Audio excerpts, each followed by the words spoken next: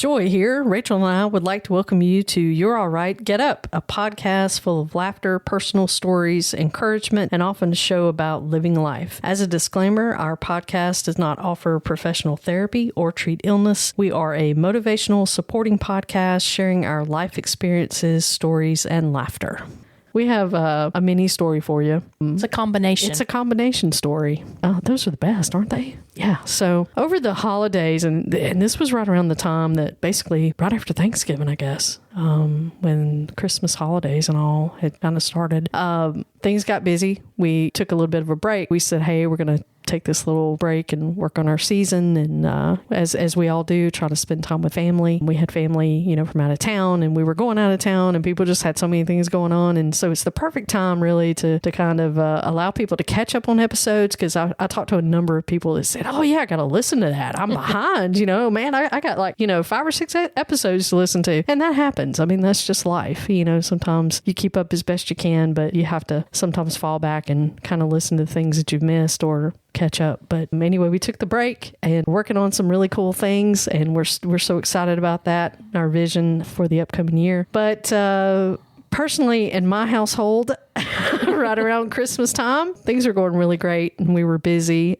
We had a good bit going on with, just doing the normal catching up for the holiday season and having family and friends over. And right around Christmas, this was probably the week before Christmas Day, I get up one morning and stumble in the kitchen, fill my cup of ambition, and I love that. I'm trying to get my coffee and everything and giving the doggies their little snack for the morning. I walk around the corner and Carol looks at me and she says, good morning.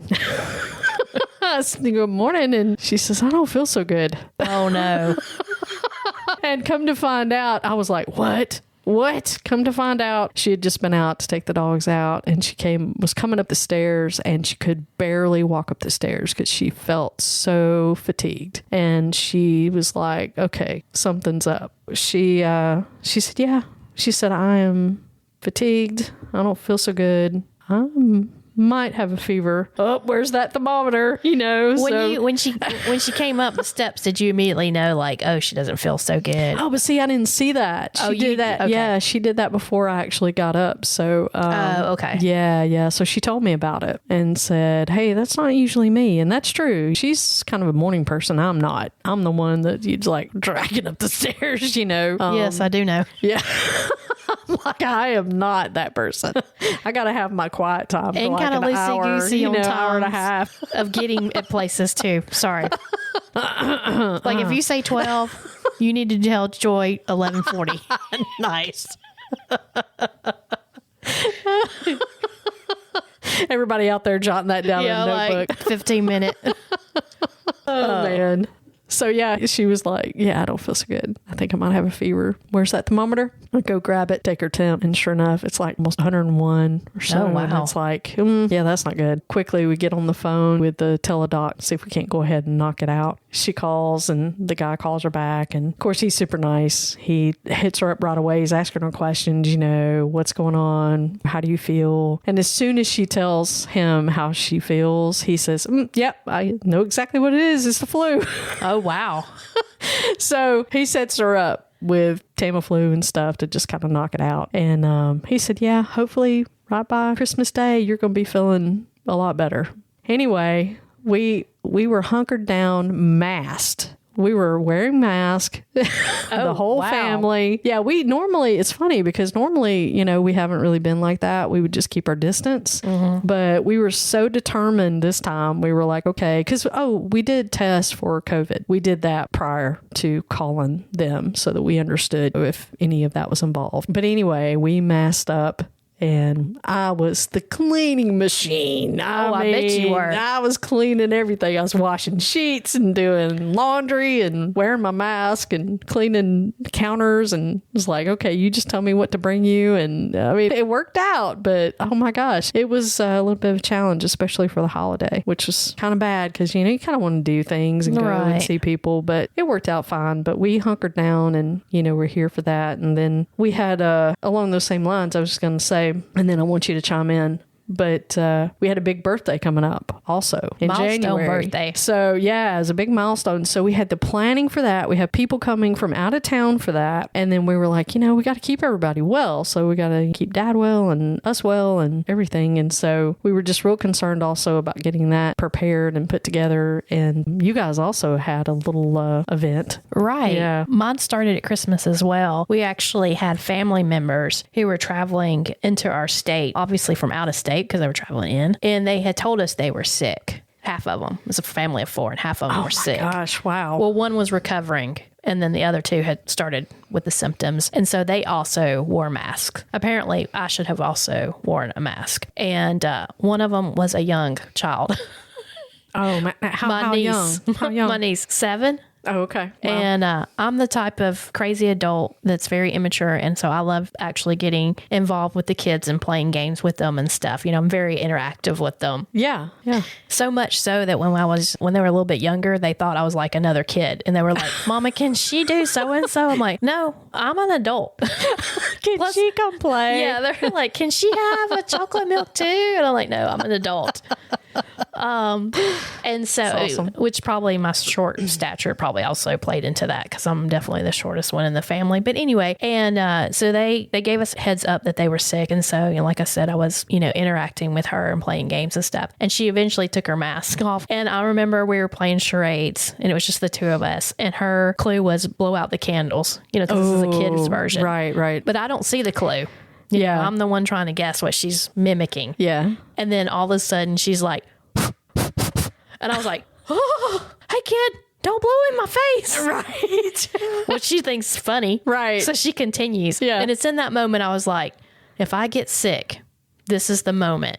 Right. Wow. Here. Yeah. And then there was an adult that was sick and she kept petting my dog. And then, of course, the dog sleeps. Right next to you, right? Right. Because I was thinking, can I get germs off of a dog? Yeah. And so that was another thing I'd said back in my mind. Like, if you get sick, it's either because of the dog or because you've been blown out on candles. So anyway, so this was like a day after Christmas. I have a dentist appointment the next day. So I come home early and then they leave. So like 2 days later, I wake up and I'm like, I got a little bit of a tickle. It was that Thursday and I got a little bit of a tickle, like where you're kind of coughing. Right. But it's not like a real cough. You feel like you're faking it almost. Like, yeah. And so I remember getting up and Brian looking at me, I was like, yeah, I'm going to get some Dayquil. And then as the day progressed, worse I felt. I mean, I was like going downhill fast. And then we have year end at work and it started Saturday. And I was like, I cannot be sick. Oh, man. There's no time to be sick. Right. And so by like probably 4 o'clock, I come downstairs. I'm still kind of standing on the top of the steps. And this is where I put on my adult hat that I'm supposed to be. And I look at him and he's like, what's wrong? I was like, I don't feel good. Oh, no. I just keep feeling worse and worse as the day goes by. And he goes, do I need to take you to the doctor? Again, like I'm an adult. Yeah. Yes.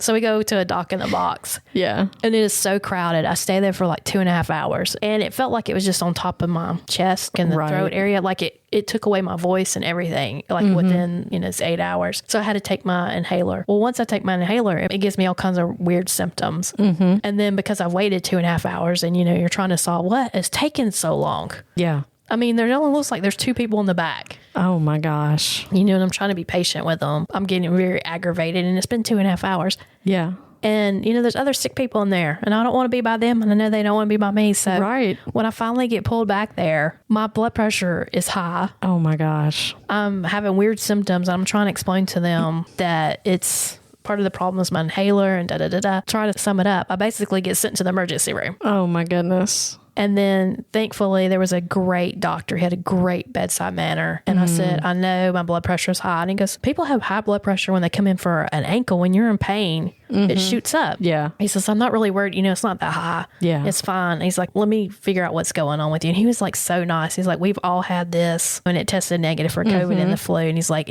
we think it's some kind of variation of COVID, And I'm like, yeah, it finally got me down, And there's so many people. I'm just in the hallway. I'm being doctored, serviced in the hallway. And if you know me, I don't like stranger danger. Right. I don't like sick people. I mean, I love them, but I'm a little OCD about it. And so I'm just freaking out because there's so many people. So I'm there for 7 hours. Oh, man. They couldn't check my temperature at the beginning. They didn't have one of those plastic cover things. And then I'm like basically just comatose on this bed out in the hallway. And I go, and I can't hardly talk. And like some nurse goes by, and she's like, "Are you okay, honey?" I love when people say honey to me, by the way, or sugar or whatever. And I'm like, "Cause somebody take my temperature." And they take my temperature and it's 103. So the doctor comes back and they do all the things and they're like, we're going to knock this out. So he did great. But that's probably the sickest I have been in a number of years. Man. I mean, it felt like I had the flu even though I tested negative, and I was sick for like 2 weeks because, we wanted to start recording again. We were talking back and forth, and I know it took you a while, to kind of get over that. Like I texted you and been like, I still feel bad. Yeah. And I think it might not have lasted 2 weeks, but the fact that I was immediately having to start work on Saturday. And my boss was great because I was actually supposed to log in on Thursday. And she's like, hey, it's not ready. So I said, hey, is there any way you could just text me when it's ready? Because I'm starting to get sick and I want to try to rest up. And then Friday, when I told her, I had ended up going to the emergency room, I have 103 fever. She's like, you know what? Don't log in today. Right. And it wasn't like if I called her Saturday and just said, hey, I cannot do it, she would have definitely worked around it. But, I didn't want to put added pressure or work on my fellow teammates. Right. And especially, it's year end, you have to kind of do a little bit more specialized work. You can do it, giving myself that pep talk. And then the other side was like, you can, and I want to get back to bed.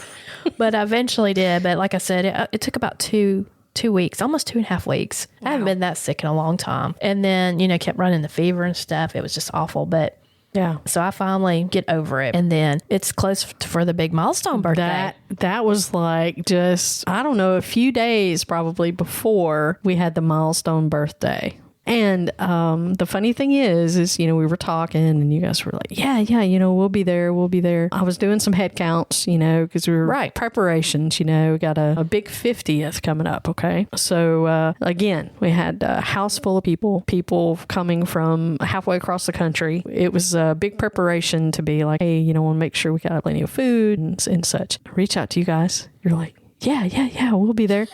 And super excited. Yeah, everybody's asking. They're like, is Rachel here? Is she coming? And so because they wanted to see us and, together. And so then it was the day. It was the day before. No, the day of. No, it's the day of. The day of. That's right. It was Saturday, right? Yeah. Saturday, right? Yeah. Today's episode is brought to you by Endeavor Promotions out of Birmingham, Alabama. If you would like to reach out to them, you can do that at endeavorpromotions.com. Brian wakes up and he's kind of got some sinus stuff going on. And I'm like, hey, are you okay? And he's like, yeah, it's just sinuses. I said, are you sure? Yeah. I was like, don't forget, we got the birthday party to go to. Yeah. I'll be fine. I was like, okay. So throughout the day, I'm constantly asking him, how's he doing? Right. And then like in the afternoon, I look at him and I'm like, Yeah. So I say, are you sure this is sinuses? Because I hate when people say, oh, you don't look so good. And they're like, oh, thanks a lot. I hate that. I'm just going to be honest with you. I'm like, no. Like you're going to go tell somebody, well, most people, I'm not going to go say, hey, you look ugly today. But anyway, it's a pet peeve. Sorry. Yeah. I was like, hey, you just don't look like you feel good. Are you sure? Because this is a birthday party that we're going to. And he's like, no, I thought we got okay. Well, he finally admits that it's more than just sinuses. And then I'm also trying to encourage him to go to the doctor, because it's Saturday. Yeah. And then he takes his temperature. He's got one. I can't remember what it was. I think it was like 101. Yeah. And I'm like, I knew it wasn't sinuses. Yeah. And then I had the dilemma because I feel fine. Right. We don't know what it is. Yeah. And so I'm like, I can't miss a 50th birthday party. Yeah. And then I have a friend that always says they're going to be somewhere and they probably 95% of the time never show up. Oh, no. And I'm like, I don't want people to think I'm that person. Like if I tell you I'm coming, unless it's an emergency, I will be there. Right. So that was another thing I was going through because Carol's very perceptive. Right. Because there's things that she's called me on that's not true, but I panic. She'll be like, oh, you're really going into the detail about that. I'm like, oh boy. I don't know why. She would have been a great prosecutor. Yeah. Well, or judge. Without me going into too much detail, that was kind of the direction she was heading in career early in life. So just so you know. Really? That's very interesting. Yeah. I'm feeling fine. And I'm like, I don't know what to do. And I'm thinking, you can't ask Joy because she's preparing. She's probably in that state where you've got 100 things going on and you're trying to do last minute things. Yeah. Get everybody situated and excited. And I was like, don't text her. So I get in the shower and I'm getting ready and stuff. And then I'm basically in the shower going, I don't know what to do. Because what if he's got something? Yeah. And then I'm a carrier. Right. It all's on me. Because, there's older people and I always think about COVID. I don't want to spread that. I was like, what if he's got COVID? And so I eventually end up texting you like, I'm just going to be honest. I don't know what to do. Yeah. And I laid out what was going on. Yeah. And you said, I got that text and it was funny. I was in the living room and there's a few other people here at the time, and everything. And I saw Carol and I was like, I just got the message from Rachel. I said, I think she would come, but Brian's sick. And I said, we've decided though, she just needs to stay and take care of him. And she was like, oh yeah, that's the right thing to do. That's the perfect thing to do. And I'll be honest, I was relieved that you told me what to do. Cause it's one of those, like, you feel fine, but and I would have been willing to come by myself. Because, of course. And then it's one of those things where you go through your mind, like, she's only turning 50 once, and you feel fine, you're thinking of all the positives, and then it creeps in your mind, like, but what if he's got something? Right. So throughout the day, had encouraged him to go to the doctor, and he's a very good patient. People always talk about how men are babies when they get sick. Not my husband. He's a very good caregiver, and then when he's sick, he's just normal. I'm the baby, obviously, who's crying at the top of the steps saying, I don't feel good. So the next day, he's like, I'm going to the doctor. I'm like, oh, it's serious if he's going to the doctor on his own. Yeah. And then I tried to repay him back for taking me to the doctor that ended up being a 12-hour journey. And I'm like, hey, I'll take you. Mm-hmm. And he's like, no, because, have asthma. And that's another reason it takes me so long. And that's why I'm OCD about sick people. Right. Too, is because my lungs don't do well. But anyway, he's like, no, you do not need to be exposed again. So he goes and he ends up being tested for the flu and he's positive. Oh, man. See, it was right decision. I immediately texted you guys and I was like, hey, Brian's got the flu. Yeah. We were like, whew, man, we made the right call. And the deal is, we had time to meet and have lunch and dinner, and we've caught up and everything, kind of have a makeup for what we missed. But doggone it, Christmas. We missed Christmas. And because we usually do, like, we would do our Christmas together. And then you had like a DoorDash Christmas where we dropped off your stuff. Oh, yeah. While you were I've sick. got y'all's presents, by the way, because I texted you and I was crying when I texted you. Yeah. Because during those 2 weeks that I was so sick, and I'm like, Joy, just pray for me. I feel so bad. And I got to continue to work. And I just, all I want to do is crawl in bed. And you guys came over and tried to cheer me up and gave me the Christmas present. And then I'm like, I got some Christmas present for y'all. And you're like, no, no, it's okay. Nope. We'll catch up on that later. But it was crazy because we missed that. Then we had my birthday. Then we had Brian's birthday. And then we had Carol's birthday. We missed out on all those.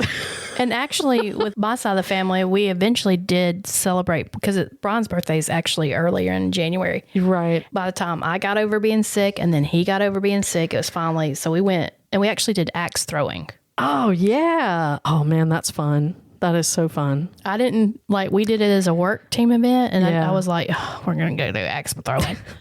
But I had a really good time. Like, once I figured out what I was doing wrong, I loved it. I told Brian, I was like, why don't we do this axe throwing because it's something different. Mm-hmm. So we went on a Sunday. And then the next day, I wake up and I have the worst sore throat. Ugh. And then I have to tell my boss Monday. And so there was this guy on our team that I used to work with. Yeah. And I don't know if his job was just timekeeper. They're like, hey, we're going to hire you to do this, but we really want you just to monitor everybody's time. Mm-hmm. So one time I called in on a Monday sick, and he was just like, the next day, he's like, oh, you had Monday-itis. So it made me so paranoid. I tell people at work, if I ever call in sick on a Monday, it is because I am sick.